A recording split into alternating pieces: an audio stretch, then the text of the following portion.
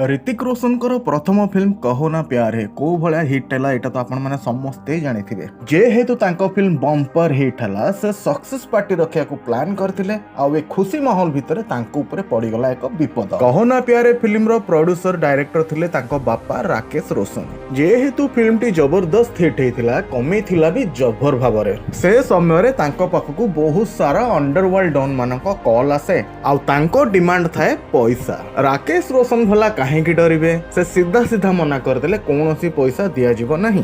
आउ national TV channel रे से खोलिकी ए कथा कहिदेले। ए इंटरव्यू दबार किछि दिन पर केते जण लोक आसी तांको फायरिंग करि देथिले। सेही समय रे ऋतिक रोशन एते डिप्रेशन को पळैथिले जे से डिसाइड करिले आ फिल्म करिवे नाही बोली। आउ ए कथा सुनी तांको बापा राकेश रोशन तांको पाखकु टाकी कहिथिले आम शत्रु भी सेया ही चाहुछंती जदी एबे आमे हार माने जिबा तेबे दुनिया रे केबे जिति परिबा नाही।